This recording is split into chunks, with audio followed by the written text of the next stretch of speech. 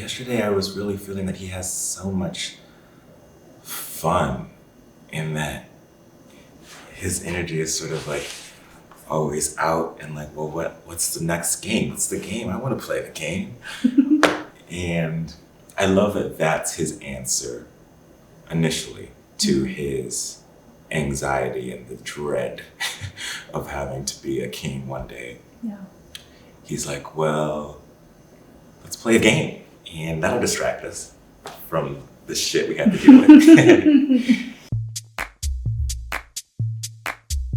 Yeah, I mean, it is.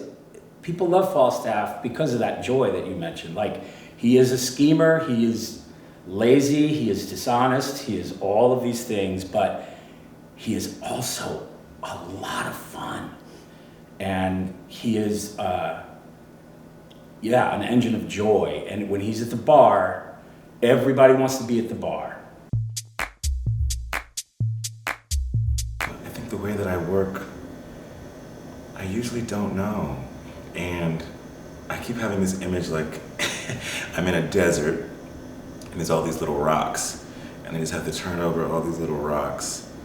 And I'm like, okay, that's a little more of how, that's a little more of how, and that's a little more of how, but the desert is so big that I'm like, I might need 10 years to turn over all these frickin' stones. So mostly I don't know. And every day he's coming to me. I think he's a lot less innocent than I may have initially thought. And the first monologue that he has, he's basically spelling out that he's using his friends for his own benefit. And the more I really digest that, the more I'm like, okay, this is a different person than what I initially thought.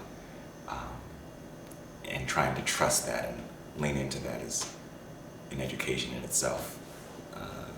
These people are their own sort of wild, untamable entities that are just as mischievous or just as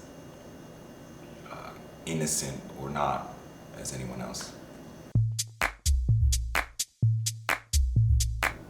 There's a cynicism sometimes that I didn't really think about before this process, where he's plotting, he scams the government and takes money to draft these soldiers that have no business being soldiers, and he doesn't care if they die. He gets money for them. And he similarly has this resentment. That's what it is, I think. It's not just that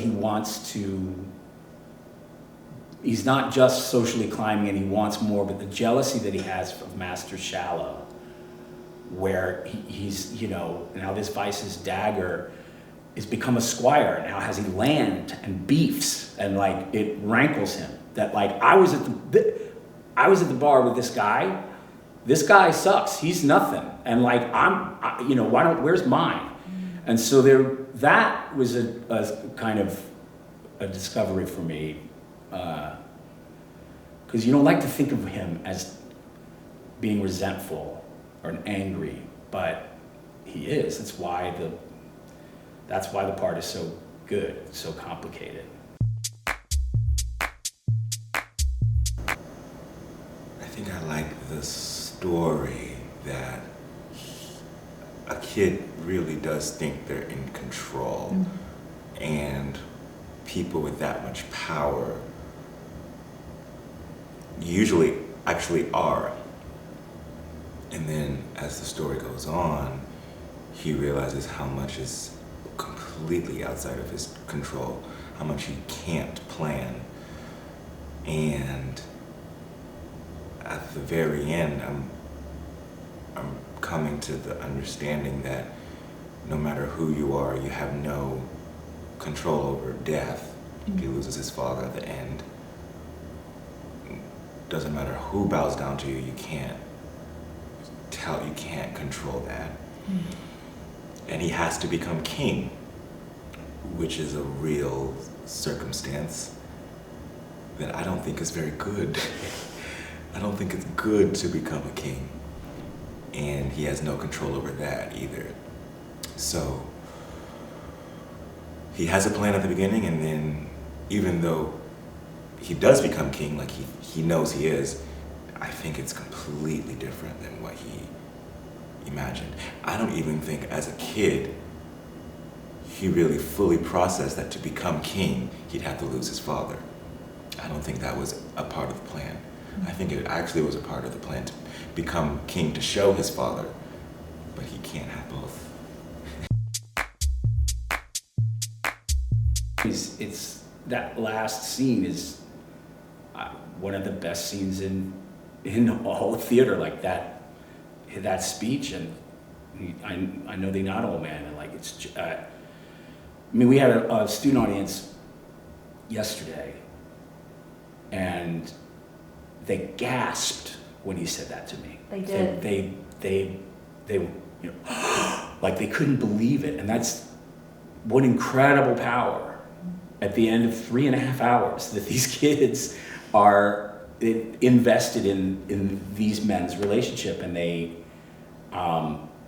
were astonished and devastated. It was like, yeah, there's none of that in Merry Wives. Clowning, in a way, and really what that sort of requires if you're going to do it, I was really apprehensive about, because you're sort of going back, you're crawling back into that, for me, crawling back under that blanket of I don't really know what I'm doing. And you're going to have to improv if you're going to flesh this out. I mean, really you have to do that with any role, but particularly with the clowns, and particularly if I'm working with Alex, because one of the joys about this for me, truly liberating for me, it has been in the years that I've worked with Alex, is that we see absolutely eye to eye about what a Shakespearean clown is like and what the parameters of it are. And for Alex, they are like this. I mean, he wants to stick to the text and the idea of the text, but he also wants to be true to what Hamlet says to the players about evidently what happened with the clowns 400 years ago, which was they went off the rails. And that I think that with Alex and for me too, that means that's what they do, that they go off the rails. And in a sense, that's what the audience is expecting them to do. And in a sense, I think that's what Shakespeare knew that they were going to do. And then what was actually written down, how much of it was actually written down by Shakespeare and how much of it was actually what happened in performance. I don't truly think that... I used to go off book a lot when I was doing any clown in Shakespeare, but I think that once I met up with Alex and we started working together, I was like, oh my God, now it's now I've arrived. It's like now I've got someone who is as fully invested in the text as I am, and also as open to completely honoring what the tradition would have been in a Shakespeare company, regardless of what the text is that we see. And oh my God, I have so much fun doing that.